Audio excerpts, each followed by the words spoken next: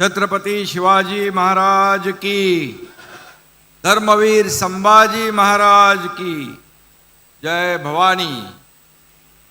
सर्वप्रथम मी अंबा मातेला देखील नमस्कार करतो, नमन करतो आणि आजच्या या अमरावती विमानतळाचे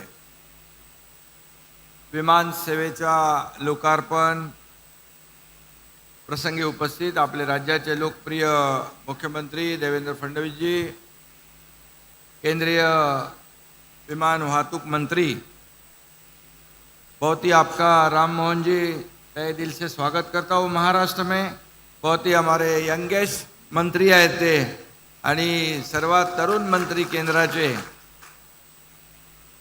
आणि नेहमी त्यांची सकारात्मक भूमिका असते आणि त्यांच्या सोबतीला आमच्या मुरली मोळ जे आहेत ते आपल्या घरातला माणूस आहे आणि आमचे सहकारी उपमुख्यमंत्री अजितदादा पवारजी, चंद्रशेखर बावनकुळे, गिरीश महाजन, अनिल बोंडे, आनंदराव अडसूळ, नवनीत राणा, किरण सरनाईक, धीरज लिंगाडे, रवी राणा, संजय खोडके, राजेश वानखेडे, आपले दुसरे मंत्री आकाश फुंडकर,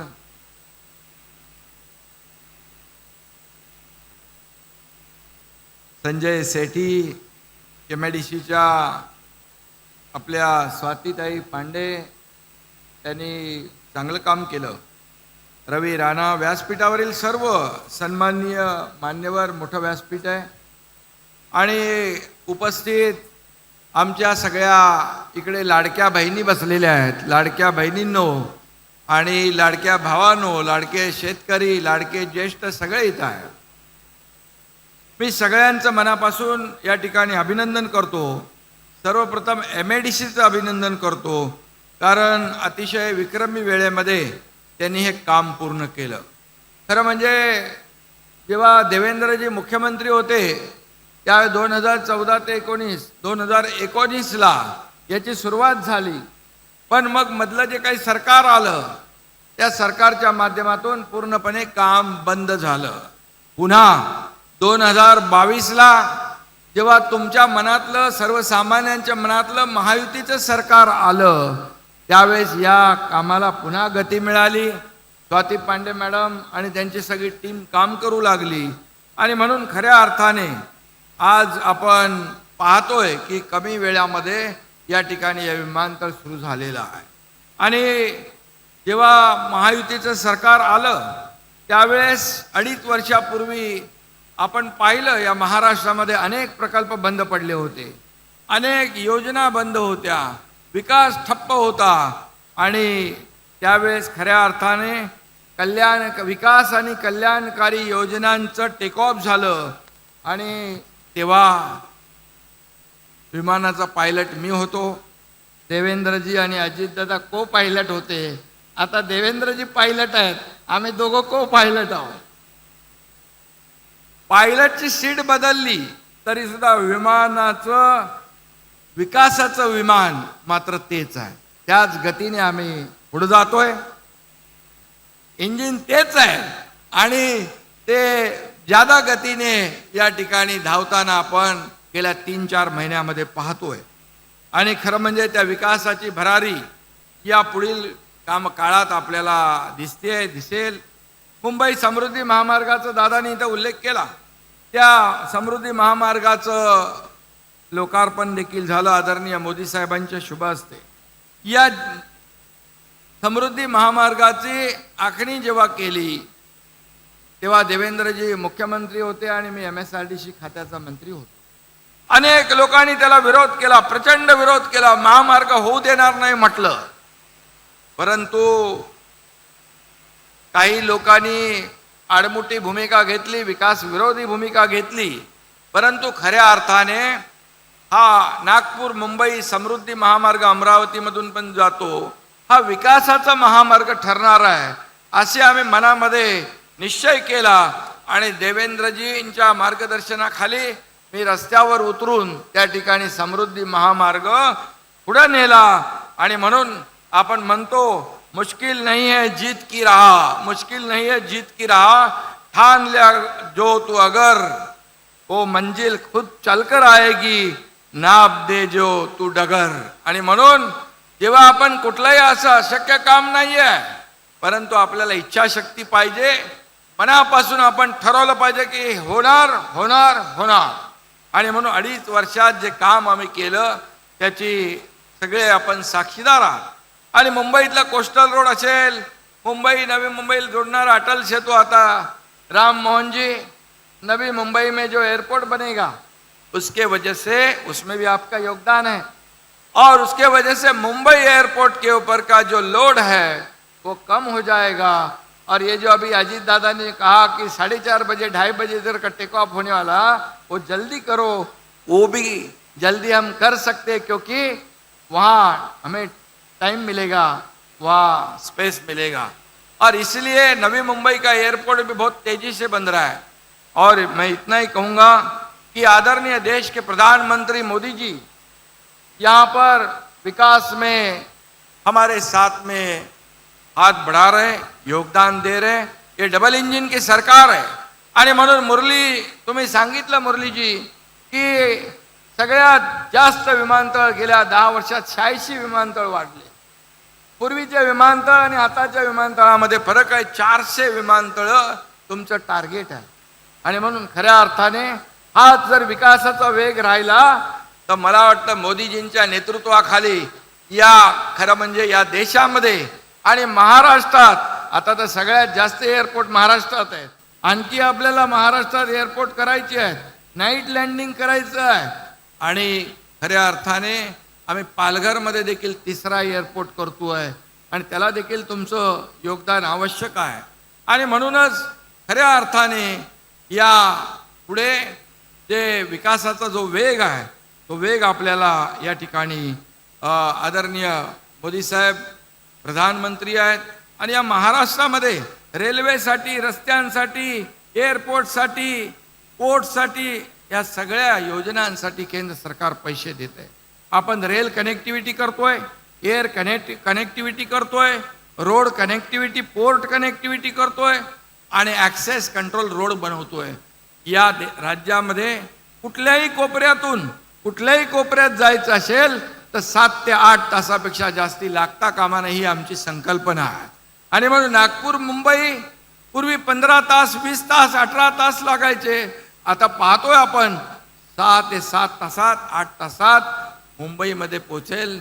आणि मला वाटतं आता अमरावतीवर मुंबईला 6 तासात माणूस जाईल. 6 तासामध्ये अमरावतीचे पालकमंत्री बावनकुळे आता 6 तासात नागपूर टू मुंबई. हे चमत्कार जो आहे हा समृद्धी महामार्गाचा आहे. आणि म्हणून मी एवढंच सांगतो, या ठिकाणी एअरपोर्ट झाला आहे, आता फ्लाईंग क्लबचा देखील शुभारंभ झालेला आहे. मोठी जागा आहे, फ्लाईंग क्लब होईल, मोठ्या प्रमाणामध्ये ट्रेनर मिळतील, पायलट आपल्याला मिळतील. आणि खरं म्हणजे इथून विमान जेव्हा आकाशात झेपावतील तेव्हा त्यांच्यासोबत अमरावतीची प्रगती आणि विकासही झेप घेणार आहे. आणि खऱ्या अर्थाने अशा प्रकारच्या पायाभूत सुविधा देणारं महाराष्ट्रातलं नंबर 1चं आपलं राज्य आहे. अनेक विकास प्रकल्प आज सुरू आहेत, अनेक विकासाच्या योजना या ठिकाणी सुरू आहेत. आणि म्हणून आज मी एवढंच सांगतो की आता अमरावती हा 7 तासावर, ब्रेकफास्ट अमरावतीत करायचा आणि दुपारचं जेवण मुंबईत करायचं, अशा प्रकारचा तुमचा समृद्धी महामार्ग होता. पण आता विमानामुळे 1.5 तासात तुम्ही मुंबईला पोचाल. आणि हे विमानतळ मगाशी अजितदादांनी सांगितलं 92 पासून सुरू झालं, पण मध्ये त्याचं काय झालं माहीत नाही. पण जेव्हा देवेंद्रजी मुख्यमंत्री झाले त्यानंतर पुन्हा त्याला गती आली. मी मुख्यमंत्री झाल्यानंतर त्याला आणखी गती दिली. आणि आजचा दिवस आपण या ठिकाणी पाहतोय.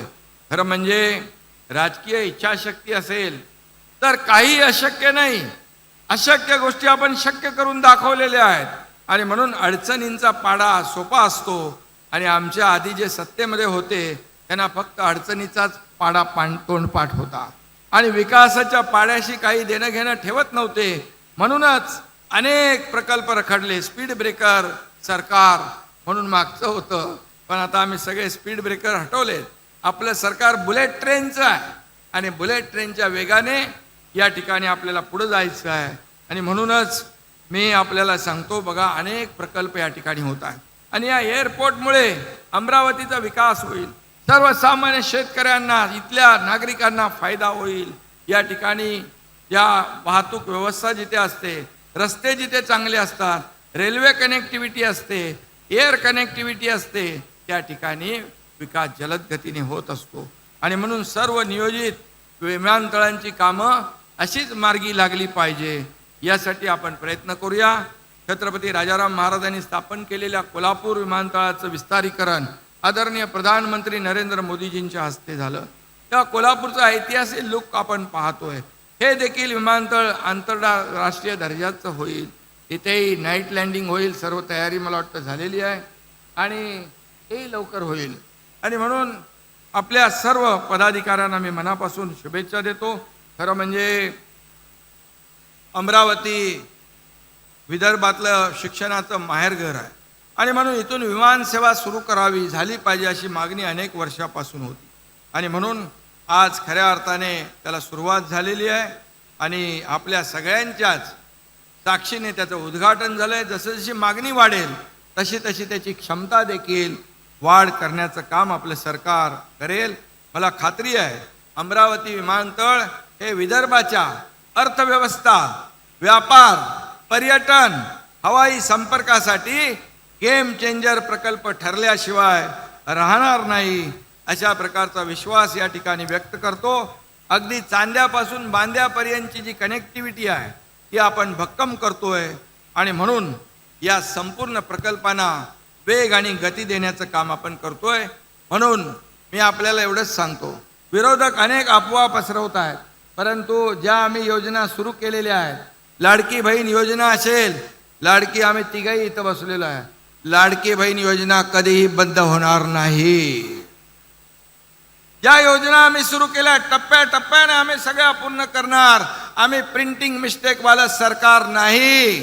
अनेक लोकांनी निवडणुकात काळात वीज बिल माफ करतो म्हणून वीज बिलं बंद केली, निवडून आल्यानंतर विजेची बिलं पाठवले. ते आमचं सरकार नाही, महायुतीचं सरकार आहे. आणि या आमच्या सरकारच्या मागे देशाचे प्रधानमंत्री नरेंद्र मोदीजी ठामपणे खंबीरपणे उभे आहेत. अमित शाह साहेब आहेत, इतरही विभागाचे, जसं आता आमचा राम मोहन नायडू या ठिकाणी या विमान सेवेला मुरलीधर मोहोळ हे सहकार्य करतात, असे मंत्री देखील आपल्या सोबत आहेत. आणि म्हणून डबल इंजिनचं सरकार यापुढे देखील वेगवान गतीने काम करेल असा विश्वास व्यक्त करतो. पुन्हा एकदा तुम्हाला सगळ्यांना शुभेच्छा देतो. धन्यवाद. जय हिंद, जय महाराष्ट्र. एबीपी माझा, उघडा डोळे बघा नीट.